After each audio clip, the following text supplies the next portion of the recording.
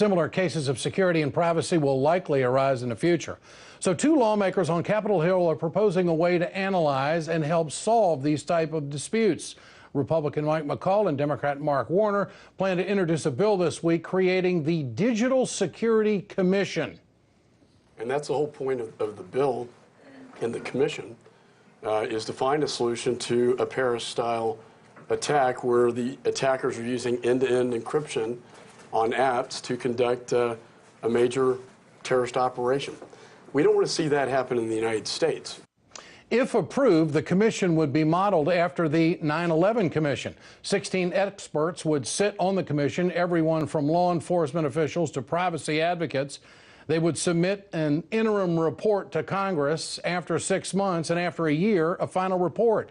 Senator Mark Warner emphasized the commission's focus would be much broader than the current issue at hand.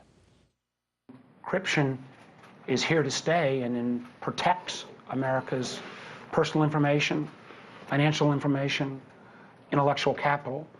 That this is not a battle of security versus privacy. It is a challenge to make security work in a digital environment. Joining me tonight to discuss this, John McAfee, cybersecurity legend and developer of McAfee antivirus software, and also presidential candidate for the Libertarian Party. Mr. McAfee, good to have you with us tonight. Appreciate your time. When you hear the Digital Security Commission, what comes to mind? Well, more spying is what comes to mind to me. Let me try to make this issue simple for the American public and for the FBI, who clearly does not understand. These devices are computers, whether it's an Android phone, an iOS phone, or whatever. Inside is a processor, which is the computer, the instruction set, which is the iOS and all the applications that you run, and the memory in which you store your data. Now, let's take the FBI case. The FBI wants Apple to change their software so that it removes the check for security, so that we don't check for security anymore. Once it has that software, it can use that software on any phone. But they say they only need it for one phone. So I'm going to tell the world exactly how we do this. Now, I'll probably lose my admission to the world hackers community. However, I'm going to tell you. You need a hardware engineer and a software engineer. The hardware engineer takes the phone apart, and it copies the instruction set, which is the iOS and applications, and your memory. And then you run a piece of a program called a disassembler, which takes all the ones and zeros and gives you readable instructions. Then the coder sits down and he reads through. And what he's looking for is the first access to the keypad, because that's the first thing you're doing when you input your pad. It'll take half an hour. When you see that, then he reads the instructions for where in memory this secret code is stored. It is that trivial. A half an hour. Now, I said 3 weeks. Why? Because if I got the flu or a cold, I did not want to have to eat my shoe, like I said, on Neil Covito. But it is a half-hour job. The FBI knows this. Apple knows this. And this is not an indictment of Apple.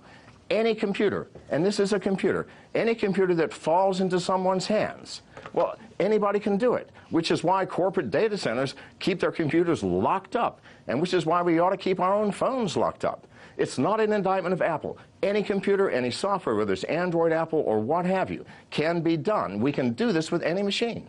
And it is a half-hour job. The FBI knows this. And if it does not, we are in deep trouble, because it should know this.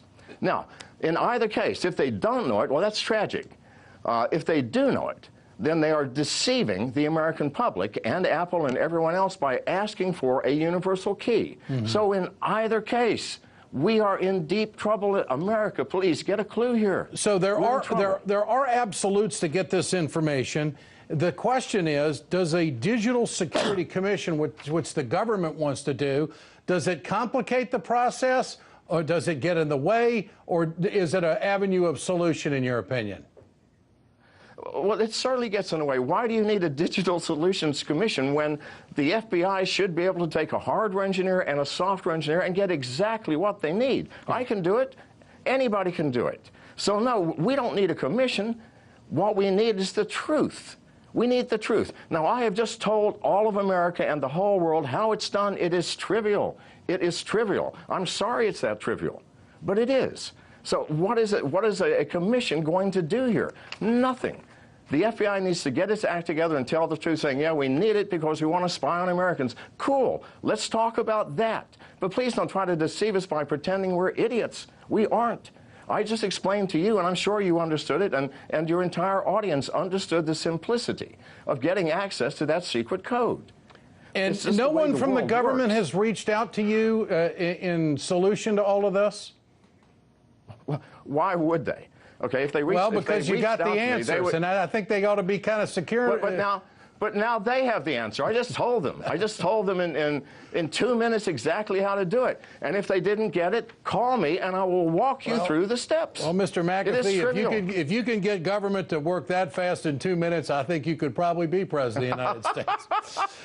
John, good to have you with us tonight. Well, and how are you going to do on Super Tuesday? Are you on any ballots across the country? No, sir. I'm running on the Libertarian Party. We're very slow, and we come from behind. Okay. You do some things fast, you do some things slow. I got it. John, good to have you with us tonight. I appreciate it very much. Very insightful. No